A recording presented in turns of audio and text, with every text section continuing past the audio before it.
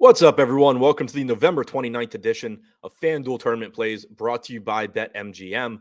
I'm your host, Adam Scherer. You can follow me on Twitter at ShipMyMoney DFS. We have a three-game NBA slate to talk about tonight. As always, we're going to look at 5 of the top tournament options using the Boom Bust tool on the Stokastic.com website. But first, be sure to click the link in the description below, sign up and make a deposit at BetMGM. Bet $10 on any pregame World Cup money line and receive $200 in free bets if any team scores a goal. And that does not mean any team in the game that you bet. It means any team in the World Cup. It's already happened. There's been some goals scored. So bet $10, get $200 in free bets.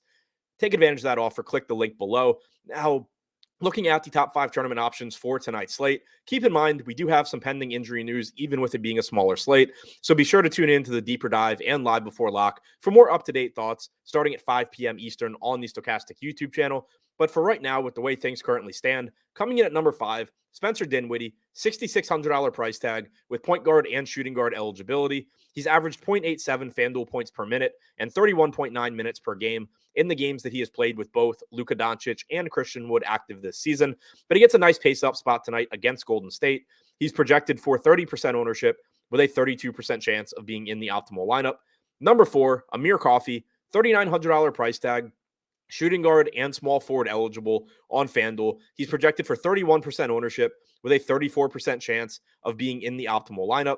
He's averaged 0.73 FanDuel points per minute without Kawhi Leonard or Paul George on the floor since the start of last season, and that will be the case again tonight. He started the Clippers last game, played about 28 minutes. We can expect similar tonight, as at the moment, the Clippers only have 9 active players. It is possible they recall some players from the G League between now and the tip, but one way or another, they are going to be shorthanded, and Coffey does look a bit underpriced here. Number 3, sticking with the Clippers, Marcus Morris is just $5,500 with small forward and power forward eligibility. He is projected for 32% ownership with a 41% chance of being in the optimal lineup. Since the start of last season, Morris has averaged 0.88 FanDuel points per minute without George or Leonard on the floor. Number 2, Reggie Jackson, also $5,500, point guard only on FanDuel, projected for 39% ownership with a 41% chance of being in the optimal lineup.